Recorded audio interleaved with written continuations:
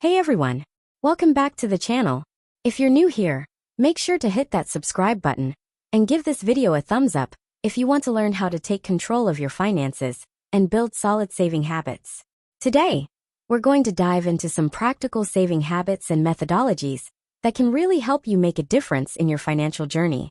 Whether you're saving for a big goal, building an emergency fund, or just looking to improve your financial mindset, this video has got you covered. So let's get into it. First, let's talk about the importance of building good saving habits.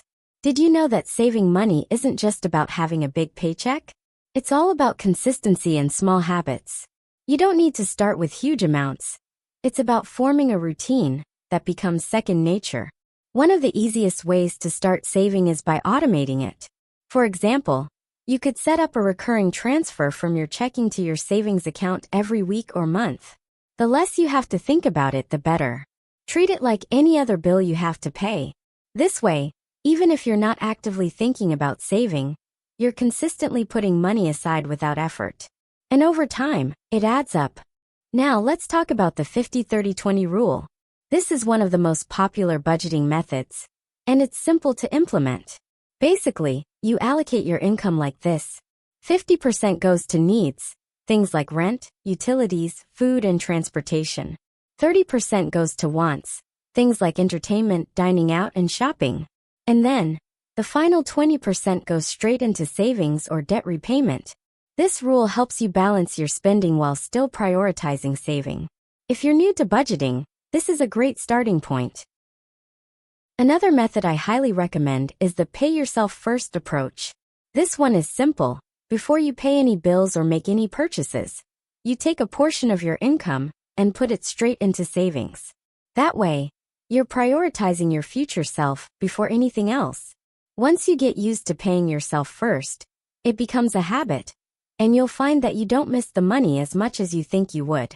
It's kind of like setting up a system where your savings are non-negotiable.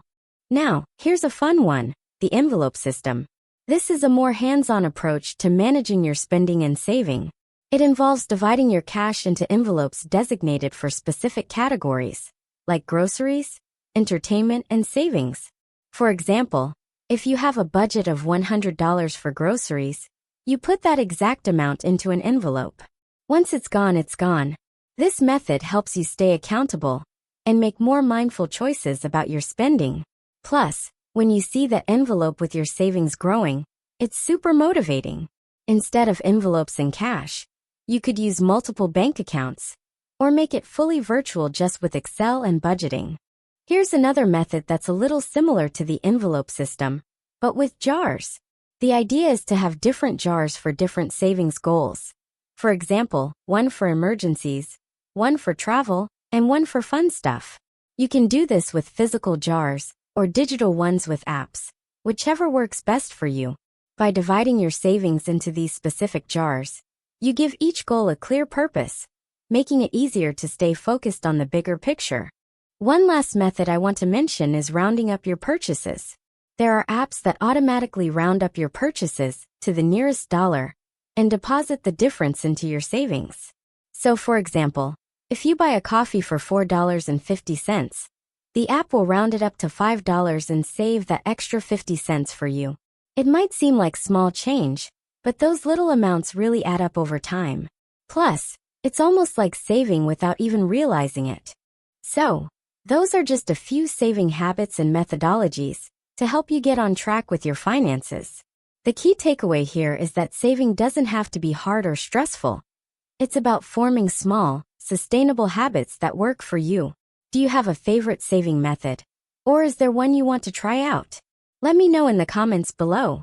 And if you found this video helpful, don't forget to like, subscribe, and share it with someone who could use a little financial inspiration. See you in the next one.